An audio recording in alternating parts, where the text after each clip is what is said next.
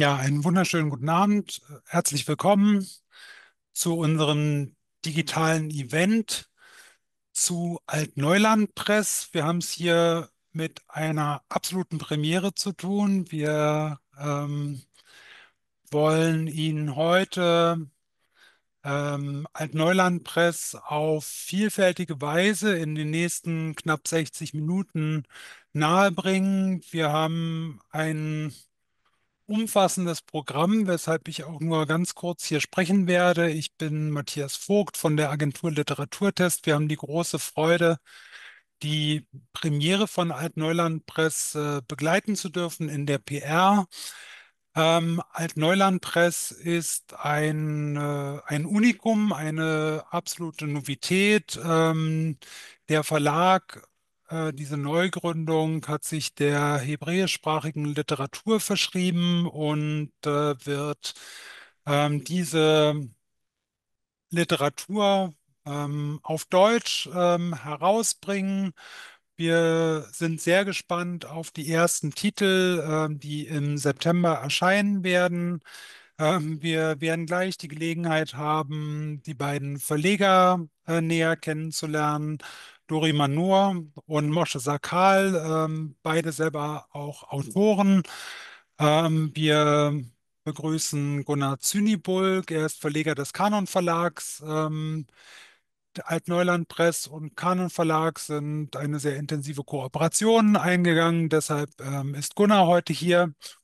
Und wir werden im Laufe dieser Stunde, die wir hier gemeinsam haben, etwas hören von Moshe Sakal. Er wird ein kleines Grußwort sprechen und uns zu den Aktivitäten von Altneuland Press etwas berichten. Wir werden dann Gunnar Cynybulk hören zur Kooperation.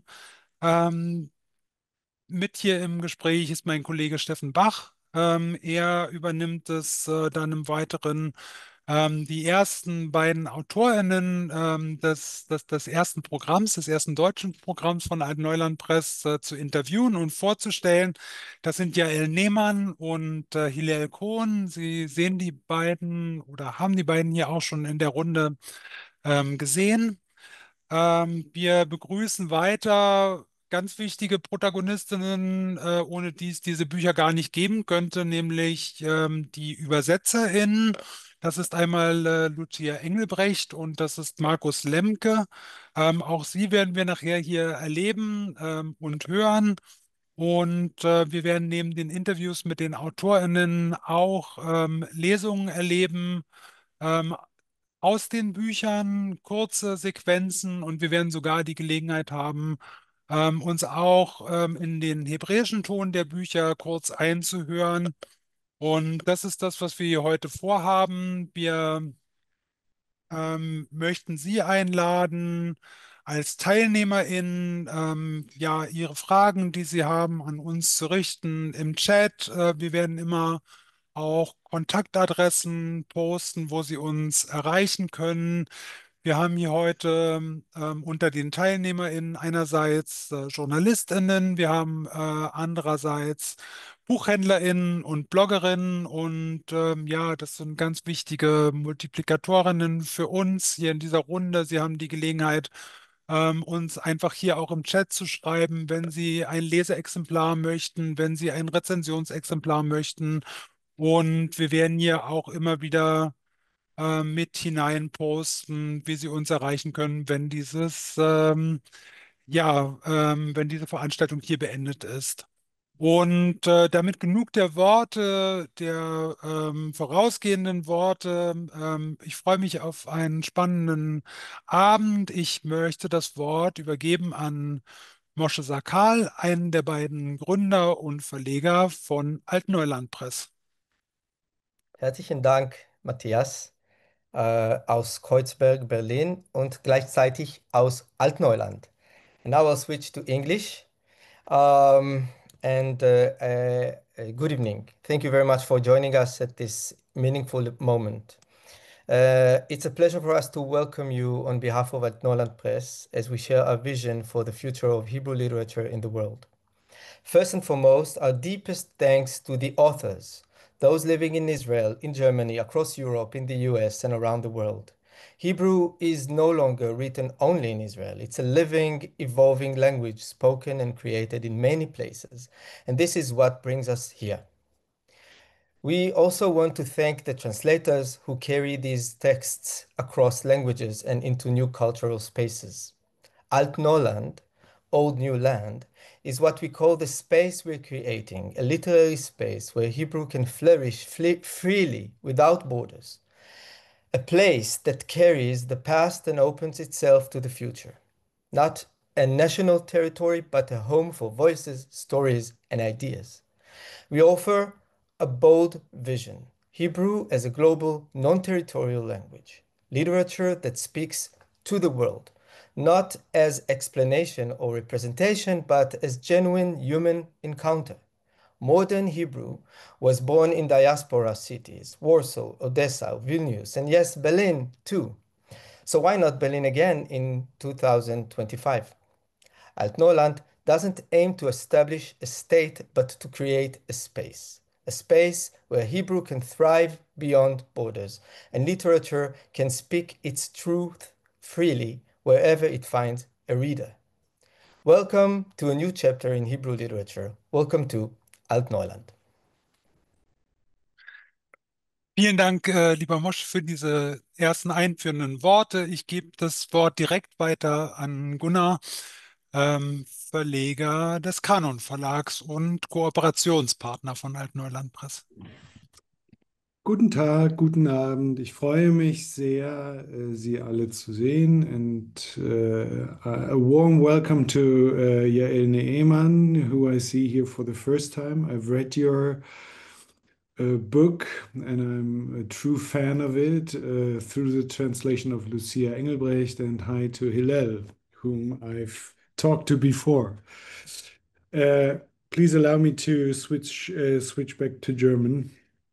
Ja, ich freue mich sehr, dass wir diese Kooperation zustande gebracht haben. Die besteht darin, dass wir 2 Bücher pro Programm mindestens mit Altneuland zusammen in den deutschen Markt bringen, Halbjahr für Halbjahr. Und das ist sehr aufregend, denn binnen kurzer Zeit wird diese Kooperation zwischen Altneuland und Kanon sozusagen der größte Verlag in Deutschland für hebräische Literatur sein. Das ist sehr erstaunlich und aufregend. Und ich kann ein bisschen was über meinen Werdegang sagen, warum ich mich auf dieses sehr, sehr schöne Abenteuer eingelassen habe. Ich habe in meinen früheren Stationen als Verleger bei Aufbau und auch bei Ullstein immer mit Literatur aus Israel zu tun gehabt.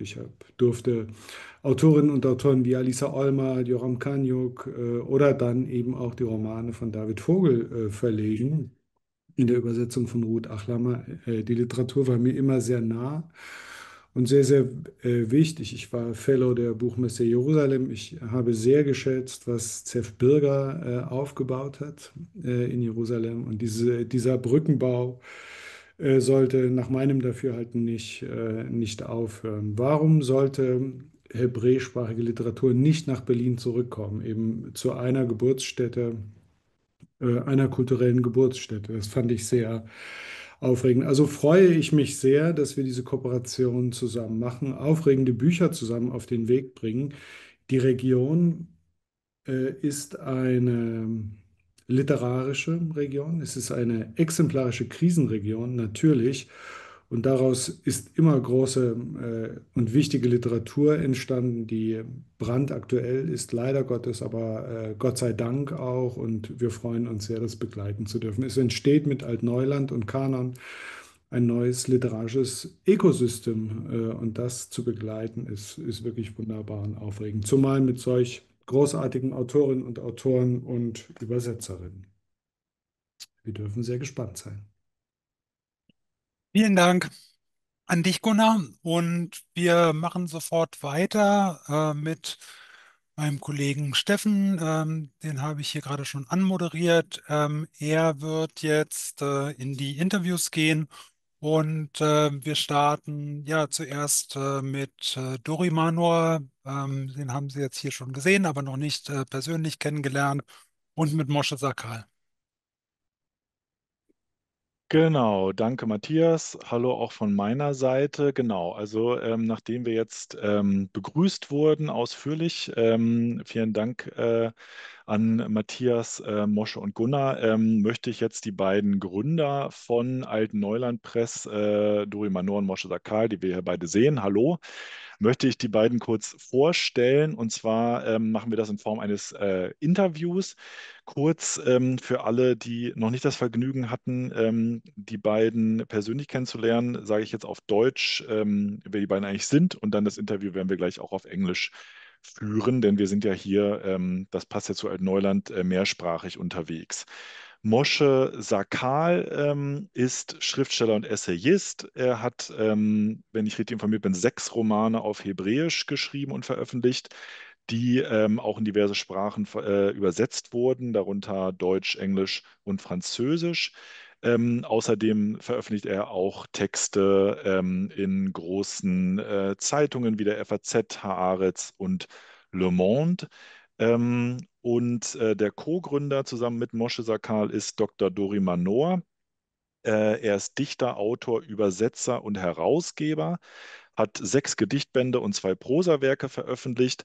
Außerdem hat Dory Manor sich als literarischer Übersetzer ins Hebräische hervorgetan, vor allem aus dem Französischen, und hat dafür unter anderem den Orden Chevalier des Arts et des Lettres erhalten. Schön, dass ihr beide hier seid. Welcome, you two. And I'm really grateful that you are here tonight and are telling us a bit more about Altneuland Press, your new publishing house. And after I introduced you with all your literary merits, the first question that I want to ask you is why did you decide to switch sides? Why did Hmm. you decide to become publishers yourself after you've written multiple books, each of you, poems and novels? What was the core impulse behind that decision? I can see why it's very tempting to say switch sides, but I would call it not a shift, but a necessity. So first of all, we didn't quit our jobs, Okay. as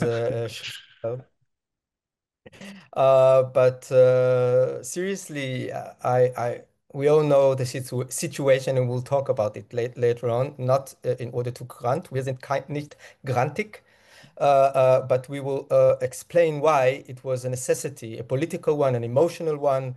I would even say I would use bold words. If everybody who is here now today may allow us to use bold words because this is at Nolan's event, and I would say that we wanted to, in a few words, rescue and save our cultural heritage and our language these days out of responsibility for our generation and for the next generations of Hebrew speakers. And we'll say a bit more about that later on in this talk.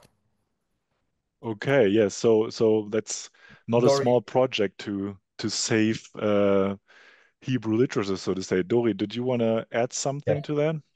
Yeah, it's not a small project, and we are very aware of the burden that we carry. Of course, not only us, but there is a burden. Being Israeli nowadays is a burden, and being Israeli writers, Israeli intellectuals is a big burden too. Um, as authors, but also as Verleger and as editors, we see the growing pressures inside Israel today.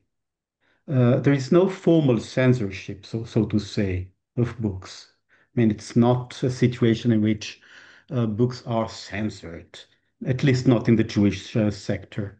But there is a very strong climate of self-censorship. Writers are more and more expected to align, to soften, to affirm. Critical or universalist voices are more and more marginalized, more and more rejected. And we, by founding a Hebrew publishing house, a Hebrew publishing house outside of Israel, and we'll talk um, in more details later on about the very, very important distinction between Yes. Hebrew and Israel. By founding a Hebrew publishing house outside of Israel, we have created a space that is very connected to Hebrew, of course, but free to publish literature that is open, that is complex, that's unafraid. And Berlin is a place where we feel free to do it. Berlin allows us to do that. Yes. I mean, that's also something that I found really interesting when I first learned about Altneuland. That is the first Hebrew publishing house outside of Israel since 1948. And you two have been living in Berlin for some years now, so it also makes sense to found it here in the place that you chose as your home. But does it? It sounds like it means freedom to you to do what you want with Altneuland. What else does founding the first Hebrew publishing house outside of Israel mean to you in this situation? Yes. First of all, it's important to emphasize that Hebrew is not a territorial language, not only a territorial language. It never was. Hebrew is a global language, an ancient language that predates the modern state of Israel by 2,000 years, more than that. And it has always existed in many locations at once, from Jerusalem to Amsterdam, from Cairo to Rome, always. And modern Hebrew itself, modern Hebrew, that's the language that has been recreated, if I may say so, in a way. The revival of the language in the 19th century, the late 19th century, did not emerge in Tel Aviv. There was no Tel Aviv at the time. But in places like Odessa, like Vilnius, like Warsaw, and a bit later in Vienna and Berlin. And this city, Berlin, was home to major Hebrew publishers, writers, translators, and journals long before the creation of the State of Israel. And after 1948, the creation of the State of Israel, where Moshe and myself and most of our team were born, and we are Israelis, of course. In Israel, Hebrew has become increasingly, let's say, centralized, which is logical, historically logical, but now it's a bit changing. More and more contemporary Hebrew writers are now based in Europe, in North America, and other places. We're offering them a home, and not only to them, of course, not outside Israel, but alongside it, because Yes, the two authors we have here live in Israel, so it's not yes, one instead of the other. And one more point that is important, I mean that for many German people, it's not very easy to understand, I think, because we have many talks and discussions and conversations. It's not very easy uh, to to to understand exactly the difference between Hebrew, Israel, Judaism. Everything is a bit mixed up, and it's understandable. But I would like to emphasize that. Let's say that like Turkish or Iranian literature, which is often written and published nowadays outside Turkey or Iran, like Pakistani Urdu literature that is widely published in the UK, for instance. Hebrew literature too can and does flourish yes. beyond national borders. Yes, it's that's actually a very striking point that you already pointed out that it's not actually linked to one territory. It's not necessarily linked to Israel, and I think that's also present in your project is the internationalism. You are based here in Berlin, but you yourself, you said you are Israeli. Yes. You live here in Germany now. And your team is also really international, from what I understand. And you're also publishing the books in Hebrew, in German, in English. And Mhm. I think there's also the plan to maybe even include more languages. Could you tell us a little bit more about that, about this international aspect of Altneuland?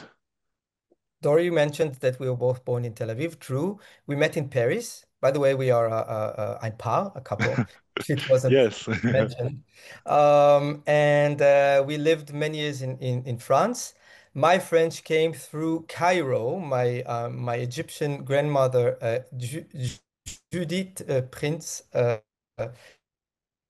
This. So her mother tongue was the French language, but through Cairo, and Dory's family is from Germany and etc. etc. Our team comes from various places, and this is the spirit of Altneuland. It's not just geographic. Dory mentioned before what's happening nowadays in Israel, and I know that uh, uh, from my youth on, something was missing for me. I left for Paris to study first at the Sorbonne, and then again because something was missing. This diaspora sense was missing to me. Everything was too homogenic for me, and it's not just talking about this nice abroad, like chutz la'aretz, we say in Hebrew, like everything that is outside of the land, but something essential. Meaning is being Israeli meant not being this and this and this and this, not being French, not being Moroccan, not being Arab, etc., etc. It was just like there's a sum of all negations, and so I, for example, as the third generation of immigrants, I had the privilege to leave Israel and then come back and then leave again and live in all these worlds while not being in Altneuland. Our model is this: we publish our books in Hebrew. We at the same time publish them in English and in German. And we do so because we believe that this literature, this contemporary literature, this is not nostalgia. This is something that is happening right now that readers Yes. around the world don't know enough. And we believe that this literature should travel, and we allow it to do so. We are privately funded, and we fund ourselves. We are working with fine translators, some of whom you can see here. And we bring this literature to the world so that the world can enjoy this literature, that new generations of readers can get to know what we find, maybe not the best literature in the world, but as good as the good literature that is published around the world. I'm saying that because I would not like to speak. I don't like a nationalism Yes. We I think Moshe literature. So is it and proud, I would. yes, I think there's like a little lag in your internet connection sometimes, but Mm. I think I understand what you mean. Yes, you don't want to say your literature is the best in the world, so to say. And I think looking at the clock, we will soon also move on to getting to know some of the books that you will publish this fall. But first, maybe as a last topic, I wanted to know, so how do you already said you two met in Paris, now you live in Berlin, you're originally from Israel. So you've lived in a lot of places. You've maybe also as artists, you always are interested in the places between things. Um, I heard that that's also important for the text that you want to publish, but is there like a specific list of boxes you have to tick to decide this is the text, this is an author we want to publish in Altneuland, or how do you decide on that? Um, yes, it's a big question. We first of all we Dory, you can choose. start. Yeah, we read the manuscripts and we choose those that we find excellent. This is very natural, but this is an answer you would get from any publisher, I That's true. believe. Yeah, I mean, I would split my answer into several aspects. I think that in Germany, but not only in Germany, in the US too, and certainly in France, there is an expectation that Hebrew literature should repeat very, let's say, familiar themes: the Holocaust, the army, the Mossad, the conflict, the second generation, and so on. And this is fine, of course. There's great literature that has been written about these topics, but it does not reflect what's actually being written in Hebrew today. Naturally, it doesn't work well enough. bringing this to Germany, because there's a growing disconnect between German publishers' thematic expectations and what the Hebrew literature has become and really is. We find that in the past 2 decades, more or less, Hebrew literature has lost momentum in the German market. Okay. Not for political reasons, by the way, not at all, but because of this very gap. Editors do not always have access, they do not always have the tools, and the result is a kind of enclave or exotization, I would say. Hebrew literature reduced to the very familiar, the very expected, representative, but Hebrew literature does not, no longer willing to stay in this enclave. It has moved on, and so Yes. have we. And we are here to change it, not to explain Hebrew literature, but to let it be heard, not flattened, not filtered, not cliched.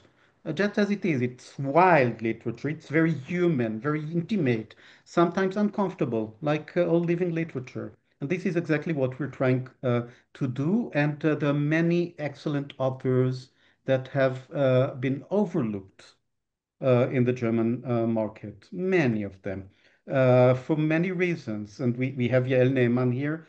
She's a great example of an excellent author, one of the best of her generation, whose books have not been translated to German. Why?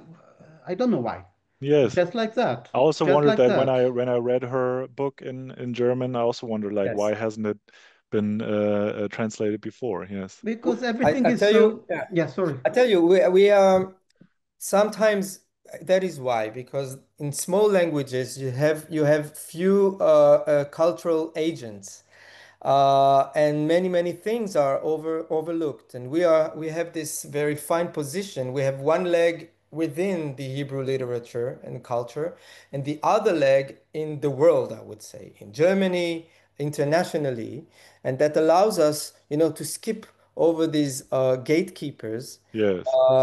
and publish what we think the readers may really like and enjoy.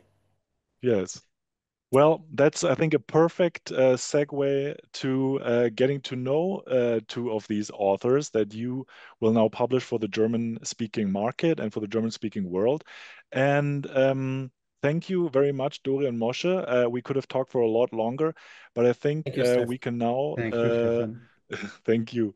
We can now go on and get to know Hillel Cohen and Yael Neeman, the two authors that whose book will be published in the fall, in September and in October. And first, I would like to welcome Hillel Cohen onto the stage. Hello, Hillel. I'm very glad that you're joining us tonight here. Um, and again, in German, I will say a few words to the audience who might not know you so far. Genau, wir begrüßen Hillel Cohen. Wir werden kurz sprechen miteinander und danach wird es eine kurze Lesung geben. Ähm, Das Buch, das Hillel Cohen veröffentlichen wird, am 8.10. erscheint es, heißt Nach dem Krieg, vor dem Krieg, Erinnerungen zwischen Palästina und Israel. Es ist ein Memoir vom Aufwachsen und Leben Hillel Cohens eben zwischen Israel und Palästina. Startend im geteilten Jerusalem. Es wird illustriert sein von der Künstlerin Jana Bukla, die in Israel lebt, aus der Ukraine stammt und an der Akademie der Schönen Künste in Rom studiert hat. Und noch zwei Worte zu Hillel Cohen. Er ist außerordentlicher Professor an der Hebräischen Universität in Jerusalem und forscht da besonders zum Verhältnis von Israel und Palästina am Fachbereich für Islam und Nahoststudien. Okay, Hillel, now I told everybody who you are, and now we can talk a little bit about what you wrote in your book. After the war, before the war, it's titled in German, which of course is a maybe very realist, but also maybe a little bit depressing title. But I enjoyed reading it very much. And I found it very interesting from the start that you start talking about your childhood in a very traditional Jewish family in Jerusalem, um, which shaped you a lot. But you from a very early age started also showing a lot of interest in the Palestinian side. And you started learning Arabic and things like that. So were you just born as a very open-minded person, or did your childhood and your upbringing also form you to be like that? Well, it's an interesting question. I hope I'm an open-minded person, but I can say that I really cannot even explain it to myself. I was 6 years old when the war of 1967, during that war, and Israel occupied the West Bank and East Jerusalem. I was living in Jerusalem near the border. Yes. And just as a 6-year-old boy, I started to go to the old city of Jerusalem and to meet a world that I didn't have any chance to know before. And many Israelis did the same. But what happened to me is that I was very much attracted both to the landscape and to the Arabic language and so on. So when I was 12, 13 years old, I started to study Arabic more seriously. I don't know why. I mean, because I didn't study math in school, I didn't study history, I didn't study. Actually, I left school when I was 15, and it became part of my life. I mean, and of course, it was, if it had the political scent in it at the beginning. I came from, as you said, the traditional religious family, what today would be called right wing. I supported and participated in the settlement movement in the mid 70s when I was 13, 14. Yes. But even then, when I was in these places, in many evenings, I preferred to go to Palestinian villages to visit people than to stay in the settlement and to hear stories from the elders. Yes. And was that a common thing for a young Israeli who, even as you said, at that time in the 70s, took part in the settlers movement to learn Arabic and to visit Palestinian villages, to talk to the people there? Was that a normal thing to do? No, it was not normal, but I must say that it was much more normal than today, in the sense that at this time, I think it was the very beginning of the settlement movement. So they were at the beginning 4, 5, 7 settlements. Today we have hundreds, of course. Yes. And I think in each settlement there was one or two guys who were interested in Palestinian culture and Palestinian lives and so on and so forth. So sometimes it had to do something with politics, in the sense that, for example, I heard about the war of 1948, what the Palestinians, the Palestinian Nakba and the independence of Israel. I heard about it from Palestinian refugees in refugee camps, which I visited, more or less at the same time that I heard stories from the Israeli side. So it's not that I came with a very strong version or narrative. Of course, I had the Jewish history on my shoulders, and I knew the Yes. path. My mother came from Poland. My father came to Israel from Afghanistan. So I know the history of the East and the West, in a sense, the family history. But I was still young enough to be open to listen to what I'm told by elderly Palestinians, and it was fascinating. And I just realized that there is another world and another meaning. And you know what? Today, some people would speak about it in the terms of Yes. postmodernism or whatever. It was not postmodernism. I hear something which I'm sure it is true from one side, from my rabbis, from my family, and then I hear something else which is in a sense contradictory, but I'm sure that it is true as well. And I have But to live with it. that's also what I like so much about reading your book, is that I follow the young Hillel through his life, through the years of his life, and you describe how you hear the Jewish perspective on the conflict and how people were attacked, how people feel a very strong connection to the place, but also the Palestinian side of the conflict and their views, and your, or like me as the reader, can follow these two perspectives, um, and also understand both of them and not feel like, well, this is the truth, but feel like, yes, both are true, even though they contradict each other. What I was thinking when I was reading your book is that you are a scholar, you work at the university, you write this book, it's a memoir, so it's a very personal text.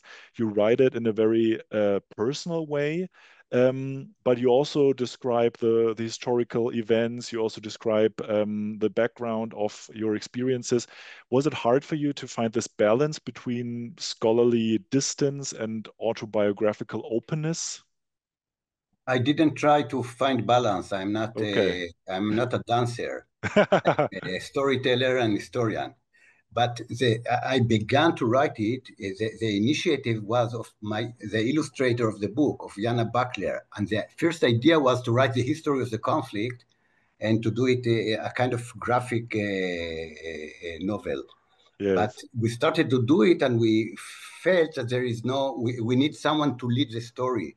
And we thought about certain people or images, and then we said, why not me? Because really I had this unique, I would say, experience of moving between the sides all the time, because for example, I'm not proud of it, but at the same time, during the first Intifada, I was active in human rights organization, but every year for 1 month, I went to reserve service in the occupied territories, in the refugee camps and villages in which I visited as human, not in the very same, but in the same atmosphere, which I used to visit as human. So I all the time, I contradict myself, and I live with contradictions, and I don't sleep very well, but at least I do not give up any part of who I am. So this is how I live. Yes, and that's actually a really fascinating side of your story, I think. Talking about your story, I would say maybe we move on to the reading part, and we plan that you read a short part of your book, which is coming in October again in Hebrew, so we can listen to the original sound, even though some of us may not understand Hebrew. And then Markus Lemke, the great translator of your book, who's also here, will read a slightly longer passage in German for all our German speakers here. Then I would hand over the floor to you, Hillel, and I'm looking forward to hearing the text. Since I listened for 20 minutes for people speaking German, which I understood no one word except for Jerusalem, so I feel free to read 1 minute in Hebrew. Yes. So thank you for the opportunity. שנה אחר כך עזבתי את בית הספר, הרגשתי כלוא ולא שייך וקיוויתי שיש בעולם דברים מעניינים יותר מאשר ללמוד בתיכון, אבל לא ידעתי בדיוק מה לעשות עם עצמי. מצאתי לי בינתיים כל מיני עיסוקים, התנדבתי בחפירות ארכיאולוגיות, עבדתי בעבודות זמניות, למדתי קצת בישיבה והצטרפתי לבית ספר שדה כמתנדב. בשאר הזמן רבצתי במיטה או רבתי עם ההורים שלי. בתוך הימים הארוכים והמשמימים האלה רק לימוד תורה שמר עליי, וגם למידת השפה הערבית. על שני אלה לא ויתרתי מעולם. קניתי לי ספרים והתחלתי ללמוד לא רק דיבור, אלא גם קריאה וכתיבה.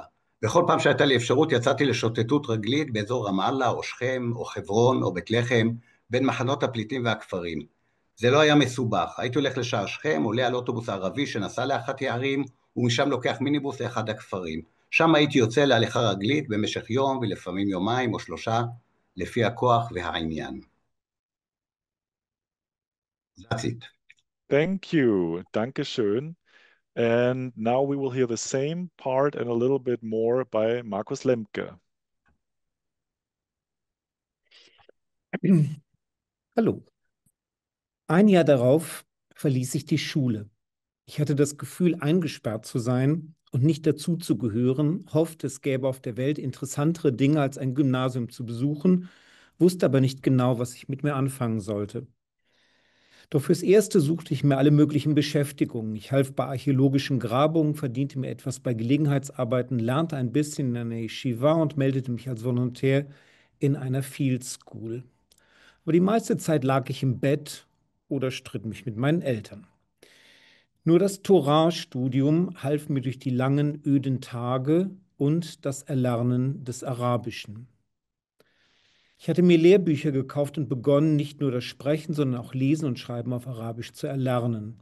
Und wann immer sich mir die Möglichkeit bot, brach ich zu Streifzügen um Ramallah, Nablus, Hebron oder Bethlehem auf, war in Flüchtlingslagern und Dörfern dort unterwegs. Was nicht kompliziert war, ich ging einfach zu Fuß zum Damaskustor und bestieg einen arabischen Bus, der zu einer dieser Städte fuhr, und nahm von dort einen Minibus in die Dörfer. Dort war ich dann manchmal auch 2 oder 3 Tage zu Fuß unterwegs, je nach Lust und Ausdauer. Manchmal kaufte ich mir eine Zeitung auf Arabisch und setzte mich damit in eine Kaffeestube. Immer wieder zeigten sich Leute überrascht, einen jüdischen Jugendlichen mit Kippa zu sehen, der bei ihnen im Café auf Arabisch las. Oft setzten sie sich zu mir und ich ließ mir von ihnen beim Lesen helfen.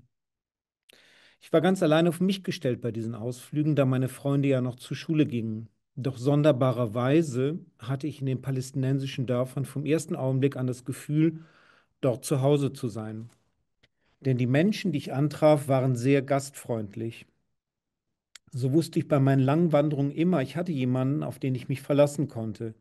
Wenn ich gegen Abend in ein Dorf eintraf, lud man mich ein, über Nacht zu bleiben. Kam ich mittags, wurde ich immer zum Essen eingeladen. Und erschien ich am Morgen, bekam ich da ein Glas Tee und Frühstück. So war es damals üblich. Ganz gleich, ob Jude oder Araber, wer in Frieden kam, Ahlan wa Sahlan, willkommen. Ich erinnere mich an Gesprächsfragmente, die sich bei mir zu erstem Verstehen fügten. Zum ersten Mal verstand ich die Bedeutung des Begriffs Araber. So gut wie niemand sagte damals Palästinenser und was eigentlich der Islam ist.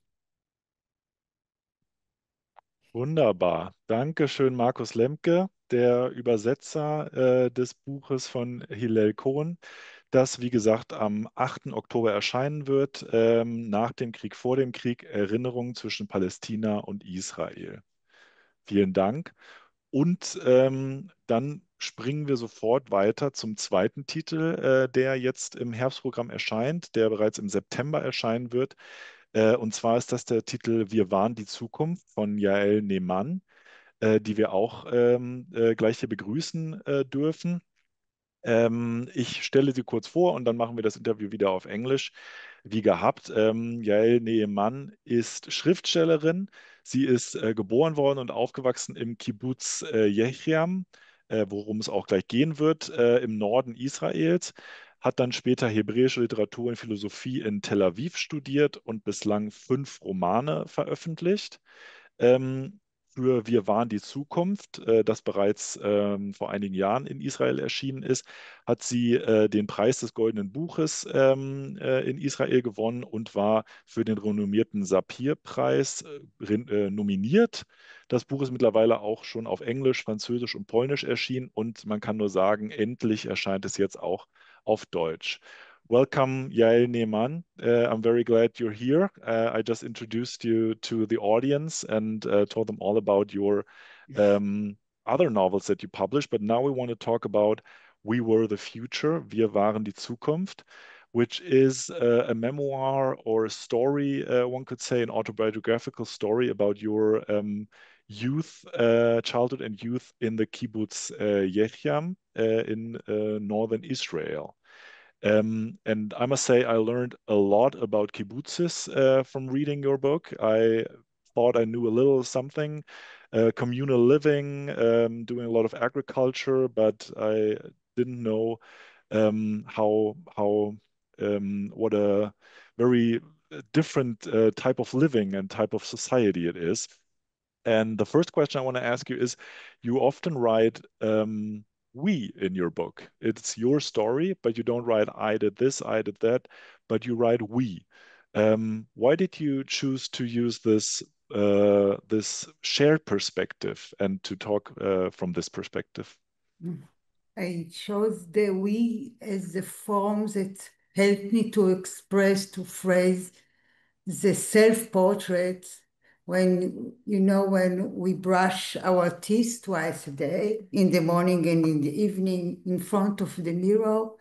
And when you glance in the mirror and you see a row of 16 children, this is your self-portrait, and it's like that you've seen all the time, you heard all the time.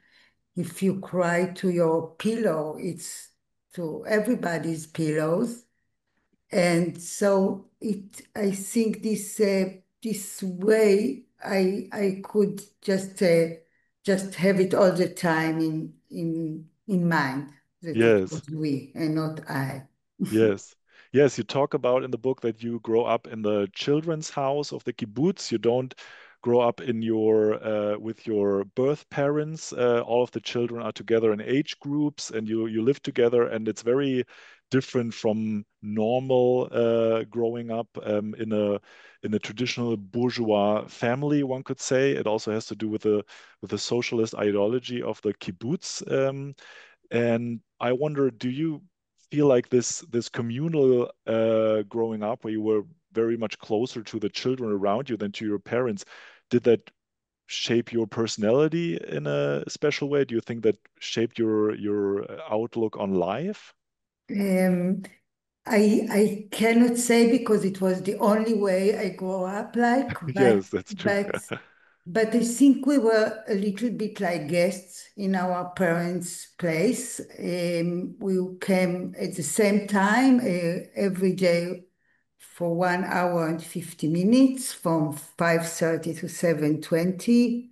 And they never saw us, when we got ill suddenly or fall or wounded. And so, of course, it is something else. And also, we didn't grow with big brothers or little brothers, like we were all the Yes, time in the same group of age and with the same misunderstandings that just were in a loop between. yes. Yes, it's really, to me, it sounds, on the one hand, it sounds really sad. I mean, you write about it. Your book is written in a very poetic way, I think. It is also very intriguing to get to know this group of children from the Narcissus group growing up together. You write about it in a very poetic way, and it also feels very free on one end. You talk about that at night you could get up in the children's house, you could light a bonfire in the children's dining hall and things like that, which sounds a lot like Peter Pan and staying a child forever and having a lot of freedom.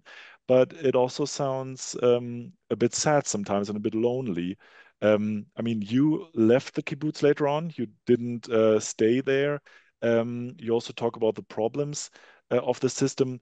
Do you still think there was a when you're looking back, there was a lot of wonder in this new type of living, or do you feel more like it was a system that was good in theory but not good in real life?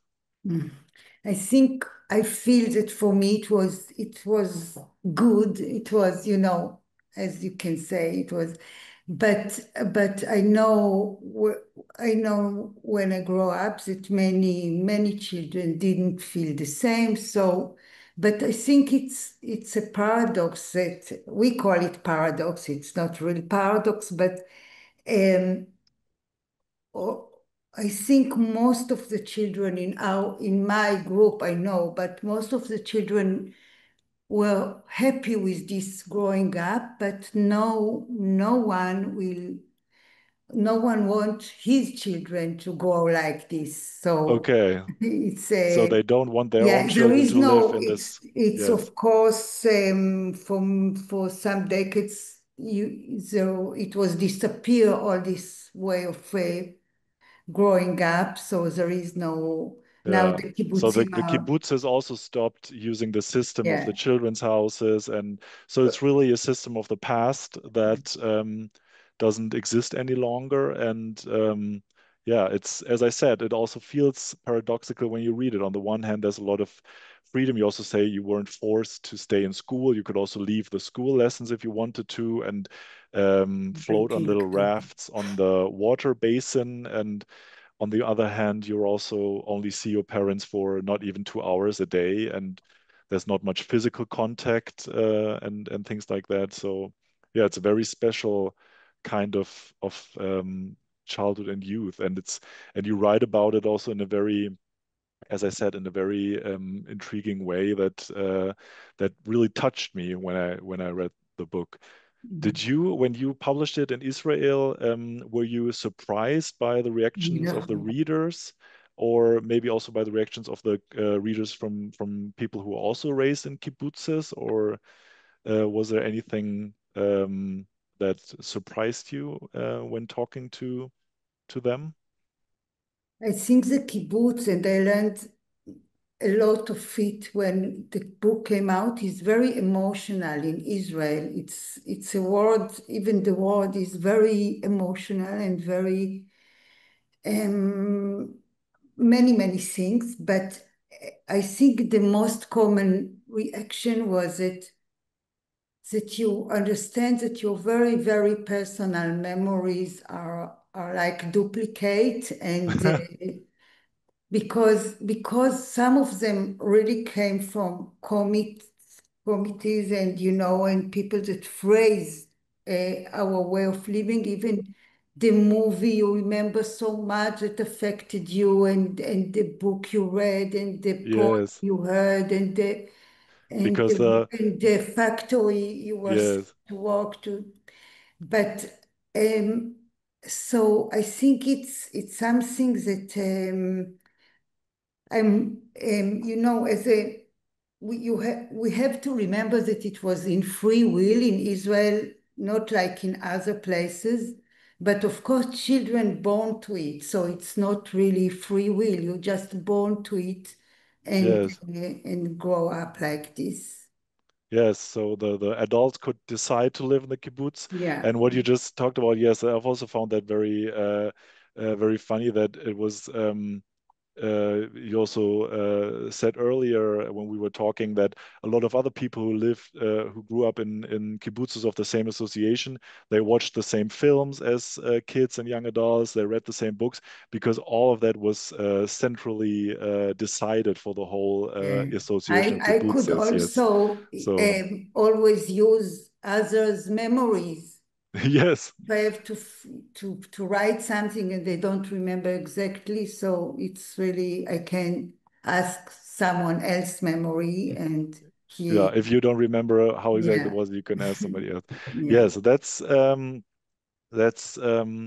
a special aspect of growing up in the kibbutz, and I think it's also time that maybe we hear a little something from your book about your childhood and youth, and like with Hillel Cohen, we will hear a short passage in Hebrew from you, and then your translator Lucia Engelbrecht, who's also here tonight, who translated it into wonderful German, will read a little passage in German. Wir waren die Zukunft erscheint am 16.09.2025. And now we will hear Yael Neeman. היינו ביקומים מקבילים. אנחנו בחברת הילדים, הורינו בוותיקים. ארוחת הערב שלנו הייתה בבית הילדים, שלהם בחדר האוכל. עוד לפני זה, כשרק נולדנו, הועברנו ישר מבית החולים לבית התינוקות, למטפלת התינוקות שחיכתה שם לאימהות. הן היו באות להניק ביחד, תמיד, באותן שעות, מניקות זו לצד זו. סינכרון השעות נועד להבטיח שלא יהיו ילדים שיקבלו יותר, לא פחות ולא יותר. גם להשכבות ההורים הגיעו בלהקות, ברבע שעה שהיה מותר. לא כולם היו באים, כי בכל בתי הילדים ההשכבות היו באותן שעות. וחוץ מזה, רבים מהם היו עסוקים בבניית הקיבוץ בוועדות. This is it. Thank you. And now we will hear the German version by your translator, Lucia Engelbrecht. Vielen Dank, dass Sie auch heute hier sind. Danke. Wir lebten in Paralleluniversen. Unser Abendessen fand im Kinderhaus statt, ihres im Speisesaal. Wir waren gerade erst auf die Welt gekommen, da wurden wir schon vom Krankenhaus ins Säuglingshaus gebracht, wo die für Säuglinge und Kinder zuständige Arbeiterin, die mit der Pellet, wartete. Die Mütter kamen gemeinsam, um zu stillen, immer gemeinsam und immer zur gleichen Zeit. Eine neben der anderen saßen sie da und stillten. Die synchronisierte Stillzeit sollte sicherstellen, dass es kein Kind gab, das weniger als die anderen bekam. Nicht weniger und auch nicht mehr. Auch zur Bettgehzeit kamen die Eltern in Gruppen, für die Viertelstunde, die es ihnen erlaubt war. Nicht alle kamen, denn in den Kinderhäusern eines Kibbuz wurden alle Kinder zur selben Zeit ins Bett gebracht Und außerdem waren viele der Eltern damit beschäftigt, den Kibbuz aufzubauen oder in Komitees zu sitzen. An Rosh Hashanah bewegten wir uns mit Weizengaben in den Händen vor ihnen. Zu Pessach führten wir das Lied Chat Gadya vor ihnen auf, liefen in unserer festlichen Kleidung zwischen den langen Tischen nach vorne zur Bühne. Im immer gleichen Rhythmus trafen wir auf sie, in einer zeitlich perfekt abgestimmten Choreografie und folgten dabei, ohne es zu wissen, den Anweisungen aus den für die Feiertage bestimmten Ringmappen, die an alle Kibbuzim des Hashomero zur Ehre gesandt und durch das Feiertagskomitee des jeweiligen Kibbuz adaptiert wurden. An Schulfeiern und zum Kibbuzfest tanzten wir vor ihnen auf den Wiesen und sangen: Wir bauen Tag für Tag den schönsten Kibbuz, den es je gab. Nachts träumten wir von Erich Kästners Helden, von denen uns die Metapelet von 21 Uhr bis 21:20 Uhr vom Flur aus erzählte. Sie saß und las uns vor. Nur ihre Stimme war zu hören. Wir lagen in den Betten. Noriko-san, das Mädchen aus Japan, war genauso alt wie wir. Manchmal waren unsere Träume verworren. Wie eine schwarze Wolke blieben unheimliche Geschichten, die man uns erzählt hatte, über uns hängen. Die Metapelet wünschte gute Nacht, schloss die Tür hinter sich und ging. Und wir lagen da, wach, verängstigt. Wir warteten auf das Licht des kommenden Tages, damit wir wieder im Freien umherrennen konnten. Den Schulstunden im Kibbuz durften wir entfliehen, wann immer wir wollten, sowie auch in aufgeklärten Ländern, das dachten wir zumindest, Gefangene keine Strafe zu befürchten haben, wenn sie aus dem Gefängnis fliehen, denn schließlich liegt es in der Natur des Menschen, Gefängnissen zu entfliehen, Freiheit zu erstreben.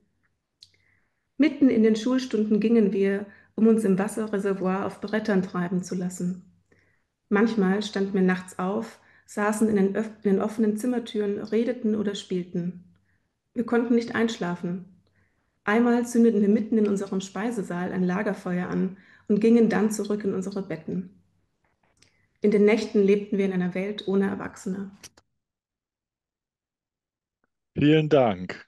Genau, da war nochmal das Lagerfeuer im Speisesaal, das ich vorhin auch erwähnt hatte. Vielen Dank, Lucia Engelbrecht. Matthias, damit sind wir jetzt schon am Ende unseres digitalen Events angelangt, aber wollen natürlich noch kurz Zeit geben, falls aus dem Teilnehmerfeld noch Fragen sind an Dory und Moshe, die Gründer, an Hillel Cohen und Yael Neeman, die, die Autoren der ersten Bücher. Dann ist jetzt die Zeit, das noch kurz in den Chat zu schreiben. Und dann hätten wir noch kurz Zeit, das zu beantworten. Ich habe jetzt tatsächlich keine Fragen mehr gesehen. Wir freuen uns, dass alle bis zum Schluss bei uns geblieben sind und dem Event gefolgt sind. Wir sagen nochmal ganz herzlichen Dank in allererster Linie an die AutorInnen und an die ÜbersetzerInnen, an Yael Neeman, an Hillel Cohen, an Lucia Engelbrecht und an Markus Lemke, der uns leider schon etwas früher verlassen musste, weil er unterrichtet heute.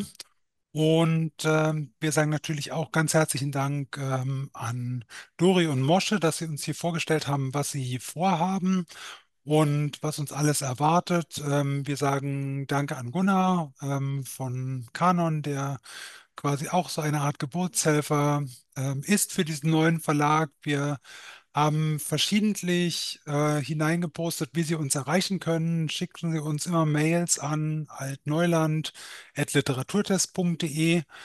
Ähm, vielen Dank für diesen schönen Abend, für diesen interessanten Abend. Vielen Dank für Ihre Teilnahme. Ähm, thanks a lot, Yael. Thanks a lot, Hillel. Und ja, wir sind gespannt, was da kommt mit Altneuland Press beginnend im Herbst. Allen einen wunderschönen Sommer und auf bald.